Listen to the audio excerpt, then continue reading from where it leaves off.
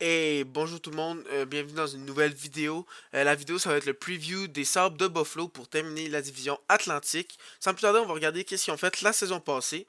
Buffalo, pour les statistiques, les meilleurs pointeurs ont été Tate Johnson, Jeff Skinner et Rasmus Dahlin. Skinner, c'est un peu une surprise parce qu'il a finalement rené. Il y avait eu trois quatre mauvaises saisons, 2-3 plutôt, qu'on était comme « Oh, Skinner, il est plus comme avant, il est plus capable de suivre. » Mais finalement, cette saison, il a montré que c'était pas fini pour lui.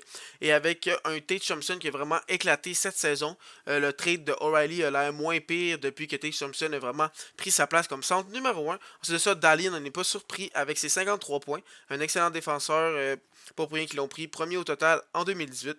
Ensuite de ça, pour les buts, c'était Tate Thompson avec 38, Skinner avec 33 et Oposo, étonnamment, a eu 21 buts. On pensait que sa carrière était probablement finie, qu'il allait finir son contrat et que ça allait terminer, mais il a rené, il a marqué quand même 21 buts, vraiment surprenant.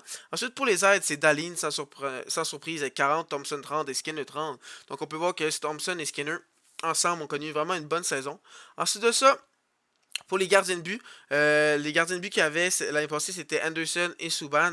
Mais là, ils sont allés chercher Comrie parce qu'il a vraiment connu une bonne saison avec les Jets de Winnipeg avec 920 de pourcentage d'arrêt et 10.3 de goal save above expected, désolé. Et c'est vraiment une très bonne saison que Comrie a eu. Donc Buffalo mise sur lui pour vraiment être le starter cette année. Ensuite de ça, Anderson était comment dire, il était là. Il était là pour Buffalo. Il a été parce qu'il n'y avait pas de gardien en début de saison qui ont signé Craig Anderson de 72 ans. Oui, il n'a pas 72 ans, mais c'était vraiment juste parce qu'il avait besoin d'un gardien. Il n'a pas fait si pire, mais c'était pas fantastique. De ça, pour l'équipe, ils ont fini avec 75 points dans la saison. Cinquième dans l'Atlantique, mais juste devant de 3 points, 2-3 points devant Détroit et les Sénateurs. C'était 24e dans la Ligue nationale. Ensuite de ça, les unités spéciales. En avantage numérique, il était au milieu de la Ligue avec 21.2, 16e au total. Ça pourrait être mieux, mais c'est pas tant négatif. Mais le désavantage numérique a besoin de vraiment s'améliorer. Il était 23e dans la Ligue avec 76.4. Ensuite de ça, pour les buts pour, ils en ont 229, c'est 22e de la ligue, c'est pas très bon. Et pour les buts contre, 287, 25e de la ligue, les deux statistiques sont pas très fortes. Tout est vraiment à améliorer. Dans cette équipe-là, il n'y a rien de fantastique, mais comme on peut voir, il n'y a rien de dramatique, il n'y a pas de 30, 31e. Donc, il faut qu'ils travaillent, mais ils sont dans la bonne direction comparé aux autres années avant où c'était vraiment le désastre. Mais là, ça s'en va pour la bonne direction. On voit le jeune groupe qui s'en vient. Le directeur général, c'est Kevin Adams et le head coach, c'est Don Granato. Euh, Ils sont corrects, mais ils sont plus. Ensuite de ça, les départs. Ils n'ont pas eu grand départ. Ils ont eu Colin Miller, Cody Eakin et Robert Hagg. Vraiment rien de vraiment dramatique. Et pour les arrivées, rien de très très wow non plus. Il y a les Bushkin, pas pire défenseur, et Eric Comrie comme gardien de but. Ensuite de ça, l'alignement que moi je projette pour Buffalo. La première ligne, je vais la regarder comme la saison passée. Jeff Skinner, Tate Thompson et Victor Olofsson. Vraiment une très bonne ligne. Ensuite de ça, le deuxième trio, deux jeunes en Peyton Krebs et Casey Meadowstat avec un joueur plus âgé, un vétéran en Alex Tuck. Krebs et Tuck dans l'échange, ils les ont eu dans l'échange de Eichel la saison passée. Jusqu'à date, ils performent bien pour Buffalo. On voit que ils ont pris des bons joueurs dans l'échange. Ensuite de ça, troisième trio, Rasmus Asplund avec Dylan Cousin, que moi je pense cette année il va vraiment prendre un autre step. Si Casey Middleton est pas capable de garder la cadence, ça ne m'étonnerait pas que Dylan Cousin prenne sa place. Et la jeune recrue que moi je vais faire l'alignement, Jack Quinn, il a vraiment dominé pendant son passage dans la Ligue américaine. Je vais aller voir ses statistiques dans la Ligue américaine juste pour vous dire comment il était impressionnant. Il a obtenu en 45 matchs 61 points. C'est vraiment une saison fantastique. Il est vraiment prêt pour jumper dans la Ligue nationale sans aucun doute. Et le quatrième trio des vétérans, Vinny Nistroza, Semgus Gurgenson et Carl Oposo.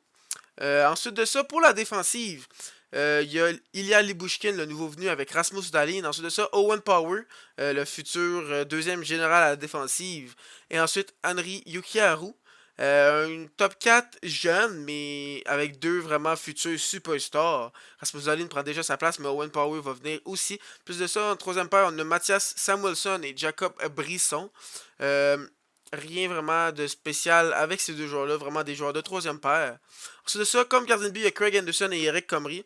Ça va être vraiment une saison pour Eric Comrie de montrer s'il est capable de vraiment prendre le poste de gardien partant, parce qu'il n'a jamais été gardien partant dans sa carrière. Puis ça va faire différent de jouer avec Buffalo que de jouer avec les Jets.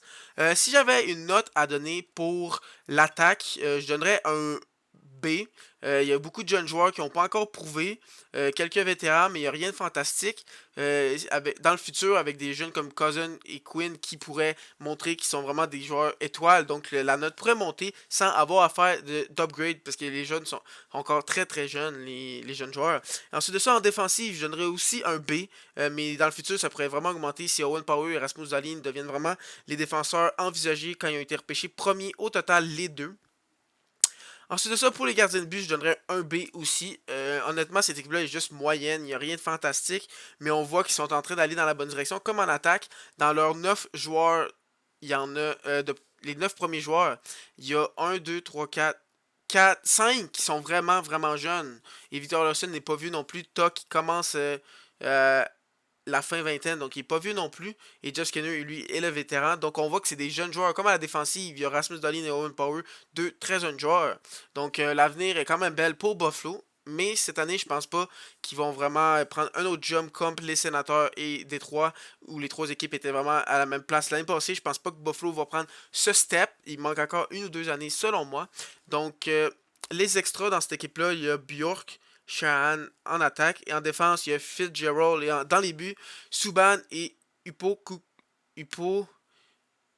Pekka Lukonen. Ouais, c'est un peu dur à dire son nom, mais Ukko Pekka Lukonen. Donc, et les recrues que je vois faire l'équipe, c'est Owen Power et Jack Quinn. Jack Quinn, je pense vraiment qu'il pourrait impressionner. Il pourrait même monter sur les deux premiers trios si il explose encore plus que qu'est-ce que moi je pense, parce que la saison passée, dans le AHL, il a vraiment été dominant.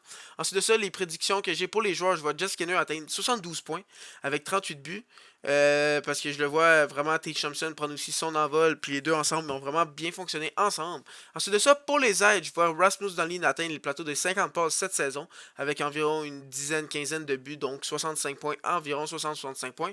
Et je les vois finir 6e dans l'Atlantique.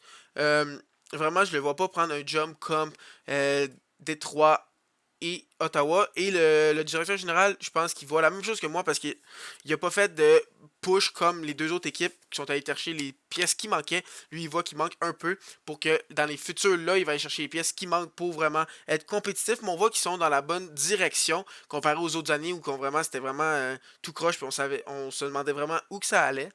Donc, si vous avez écouté jusqu'à maintenant, c'est sûrement parce que vous avez aimé la vidéo. Donc, n'hésitez pas à liker. Et si ce n'est pas déjà fait, à vous abonner et cliquer la petite cloche pour savoir quand je vais faire d'autres vidéos. Et dans le futur, je vais faire la prochaine division. Je vais faire la division métropolitaine.